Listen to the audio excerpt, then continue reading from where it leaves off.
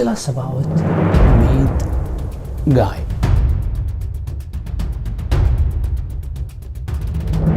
Sit down in the Mafia. It's a matter of death or life. Do you accept? Yes, I do. So, thank you for this book. You're very welcome. I got it signed from Mike, and I'm glad that it was powerful, and I will make you an offer you cannot refuse. And thank you for that. And in exchange, I will make you an offer you cannot refuse. Okay. We share the same passion. You have a YouTube channel, so you stick to the technology, and sometimes you need something with you. This is from our sponsor. We called it Kufu. That means dependable. So in this box, everything you need. This is international blog. We called it the ambassador because it works in every country, so it helps you on the travel. Okay. And this helps you in your office, wireless charge. Great. And this is on the go battery. It's nice from active, and this on your car. But I didn't think so it will fit the Mustang, the classic. And this in case you playing cards, and all of these in this box. So that's very nice. It's kind of we called it, and I think this is the offer that you cannot refuse. I would not refuse it. Thank you very much. I noticed you have a big following, huh? Yes. Yeah. Yeah. And is it mostly from Saudi Arabia? Middle East. Middle East, oh. Middle East, so a lot of countries from the Middle East. From the United States, a little bit, but you know, this is we will go over there to continue our interview. Sure. Okay. Welcome to our show, and today we have Michael Francisi. Good to have you here. Thank you. Thank you so much. I wanted to introduce Michael Francisi. He's ex-Colombo family member, and he was one of the richest 50 mafia people back then, and he was number 18th. He had almost 18 indictments. Is that right? Well, 18 arrests. 18 Yes. arrests. About 7 indictments. Yes. He had 18 arrests and 7 indictments. And finally, he walked away. Could I call you Lucky Francis? Like when they called Lucky Luciano? I would say very lucky, very blessed, yes. Yeah. To be alive and to be free. Yeah, good. Let's start with we have like 6 topics. We want to go over them. First topic is La Mafia. Or it's like that, the history, the rules, the things. Because in Saudi Arabia, in the Middle East, we were not affected by the Mafia directly or indirectly. Right. So what we see in the movies or we heard about Mafia, we thought it was a myth back then in 80s and 90s. And some of that shows were based on true stories. So today it's good to have one of the Mafia members, and he was a cabo regime at Colombo family, to talk about the Mafia history, rules, and let's say American Mafia. Right. Well, you know, the Mafia is very real. Originated in Italy, you know, many years ago, and came over to the United States in the early 1900s. And originally settled in the city of New Orleans here in New Orleans, not New York. And then kind of, as a matter of fact, the first Mafia-related trial was in New Orleans. And then obviously some of the biggest cities like New York and Chicago and places in Florida, Kansas City, it kind of spread all over the country. And New York is really the center of power for the Mafia in America. And it always has been.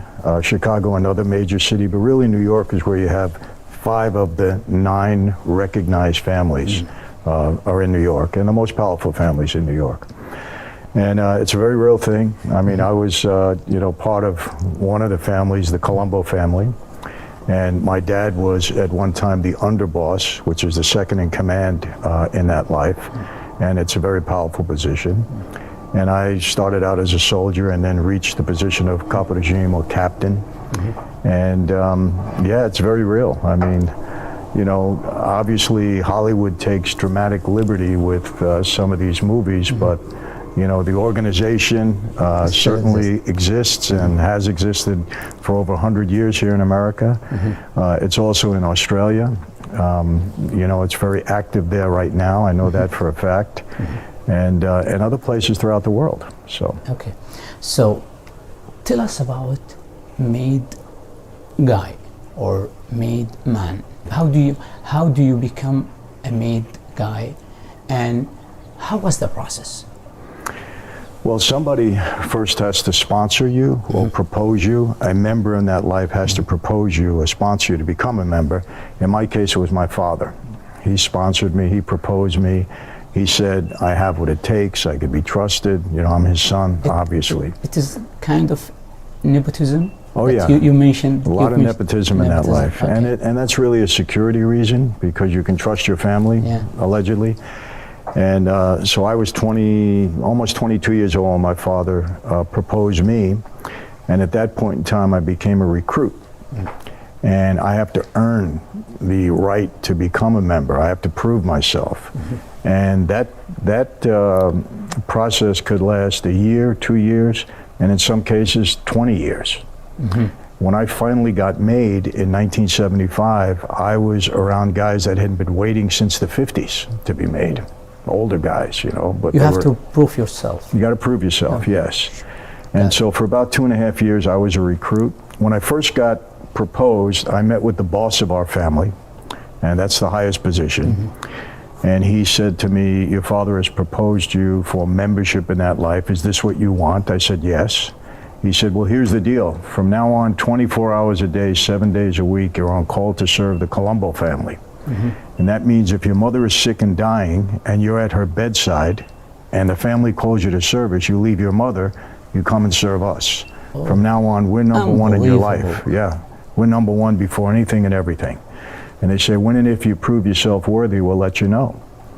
And then I was told, I got to be at a certain place every day to report in, and whatever I was told to do at that point, I had to do. And that for me lasted about 2.5 years.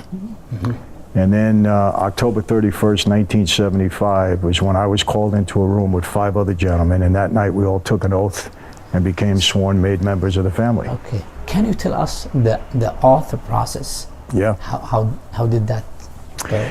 Well, on that particular day, I was told by my capo regime, he said, be available all day today in case we need you. And then I got a call at about 7 o'clock at night. He said, put on a suit and meet me in such and such a place. And that happened often, so I didn't know what was going to happen. For security reasons, they don't tell you the night you're going to be made. They don't let anybody know, because obviously you don't want law enforcement to know. So at about midnight that night, I was walked into a room in a private place that they had selected. There was 6 of us that night, and we were walked into the room individually. And the boss was seated at the head of like a horseshoe configuration. He was at the head, underboss, consigliere, which is another powerful position. Colombo family or from the other families? Colombo family only. Everybody makes their own. Every family makes their own. And then all the capo regimes were alongside of them. And I walked down the aisle, I stood in front of the boss, I held out my hand. He took a knife right here, cut my finger. Some blood dropped on the floor. This is a blood oath. I cupped my hands. He took a picture of a saint. It was a Catholic altar card. Okay, got Put it in my hand, lit it aflame. It didn't hurt, it burned quickly. It was just symbolic. And he said, tonight, Michael Francis, you are born again into a new life, into Cosa Nostra. Because in America, it's Cosa Nostra. Cosa Nostra. This thing of ours, And he said, violate this oath, betray your brothers, and you will die and burn in hell like this saint is burning in your hands. Do you accept? Yes, I do. And that's how it started for me. And once you take that oath, you're a made man. Thank you for brought that up. And it's long process. How did Donnie Brasco get past all of that? Well, that was definitely a security breach on that family, Bonanno family. It was obviously a mistake on their part. Yeah, They 6 years infiltrated the mafia life, and he's undercover. Yes, and they didn't check him out far enough. Yes. You know, and that's a mistake that's made sometimes. There's been a few agents that infiltrated that life, and that's a security breach. Yeah. To become a MAD member, you have to have Italian origins. Your father must be Italian. Your father must be Italian. Okay. What about Meyer Lansky and Bugsy Siegel, the Jewish that associated with Lucky Luciano back then, 30s, 40s? They were associates. They weren't made men. Not made men. Okay. They were well respected, but you cannot be made if your father's not Italian. Okay, got it. No.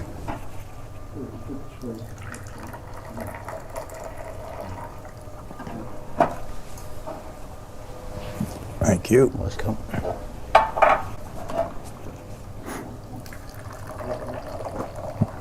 We love it. It's hot.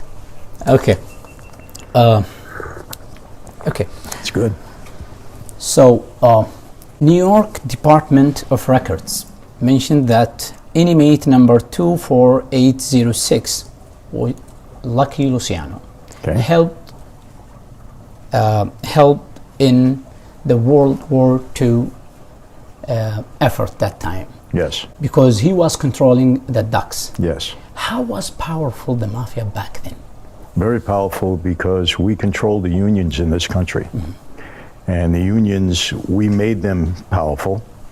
And if you control the unions in America, you control a great part of the country. Because politicians are beholden to the unions. The Teamster unions had, at one point, 2.5 million members driving trucks all across the country. If you call a strike, the whole country shuts down. No goods are delivered anywhere. The unions, same with the docks. You call a strike, nothing comes in, nothing goes out. Country shuts down. So, and they were beholden to us, we controlled them.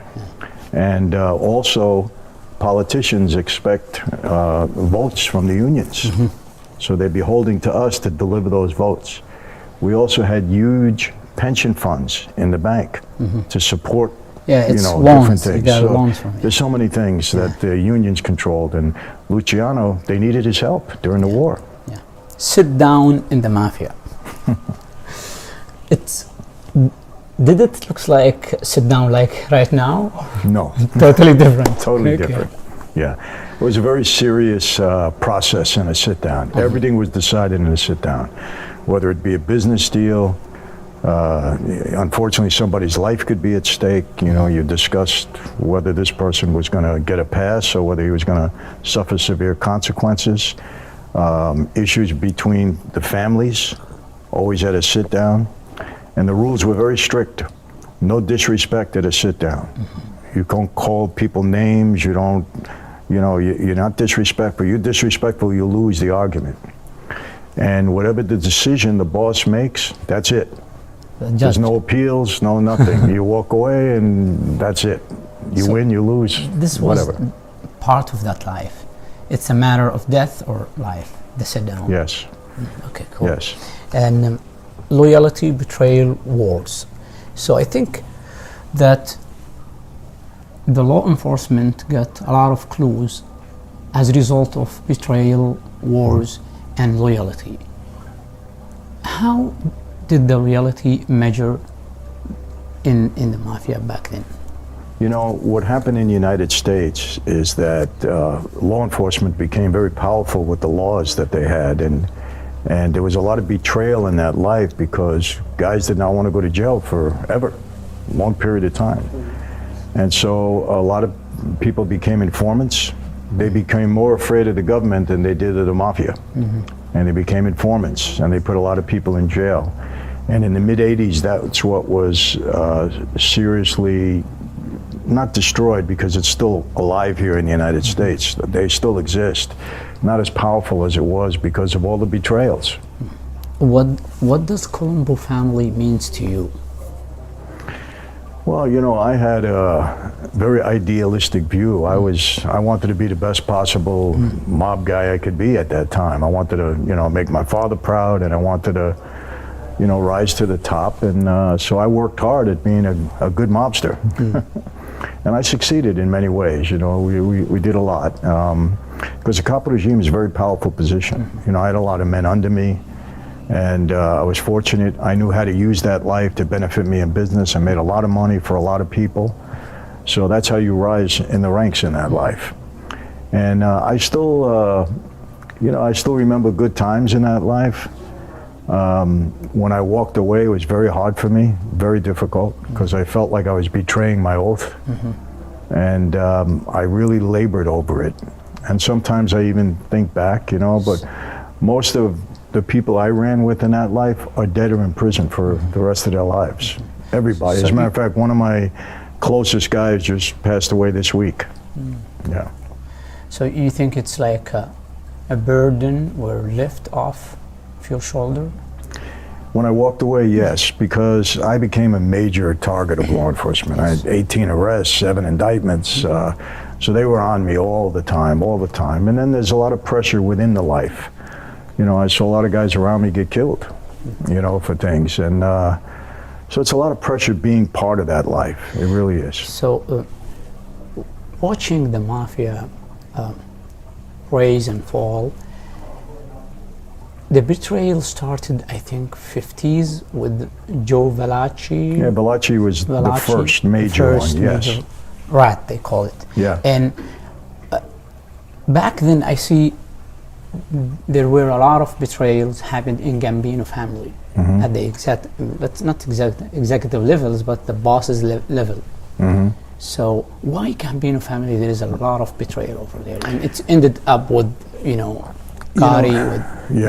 It was one of the bigger families, had about 250 members. And law enforcement really keyed on the Gambinos. John Gotti, he brought a lot of heat because he was out there so much in front of the camera, and that wasn't a good thing. That life is supposed to be secret, not supposed to be out there in front of everybody. So, law enforcement, they had a lot of surveillance. They caught a lot of people saying bad things on tape recordings and all of that. And they present it to the guy. They say, look, you're going to jail for the rest of your life, or you're going to get killed. Cooperate with us. We'll put you in a witness protection program. We'll change your identity. We'll give you money. Cooperate with us. And a lot of guys, it was an offer they didn't refuse. They took it. So the Gambinos happened to be hit pretty hard. Our family was hit hard too. Colombos were hit very hard. Yeah, we had a big war in our family in the early 90s. And I think 13 guys got killed. About 18 guys flipped, became informants. Another 60 went to jail. I mean, we were devastated. I was in jail already, so it didn't affect me, but... I see like betrayal happened a lot in Gambino family, and wars happen a lot in Colombos. We were fighting all the time. Let's move to the most important part in our interview, your business. Do you smell the saffron? Yeah, we use it in the high-ranking meeting, or like parties, or like celebrations. So saffron is kind of like coffee when you put saffron on it, or the tea, or sometimes we use them as rock candy, and you saffron tea in the meantime, and coffee and tea, and it's flavored with saffron. It's kind of. I'm a good eater. I like to try everything. We need you to eat us some recipe from Italian dishes. You would. I'm opening up a restaurant here, a pizza place. I have 2 stores in LA too.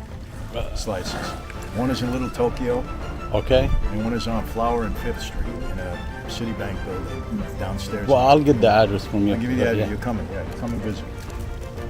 And I'll give you the address. Well, if you would let me, I'll invite you to the... I would love to go. Seriously, try it. You're going to love it. The lamb is great. Are you going to eat with your hands? You don't have Normally to, I I went everywhere, and Waleed would make sure that I can't sit on the floor. I'm too old. and I had my own little table. I had my own fork. You did? And yeah, because I can't eat out of with my hands. I can't eat with my hands. And you know, everything's done with the right hand. Right hand? Right hand. Oh, right hand. Don't ever touch your food with the left. What about your family? Your daughter? Close over here. They didn't know. Huh? They were young. Well, they knew because I got in trouble so much and I was in jail for 8 years. So they come and visit me. So they knew that part of it. But they don't want to, you know. Did they know that you were in the mob? Yeah. Okay. I had too much publicity. Okay. But I told all my daughters when I got back, I sit them down when they got old enough.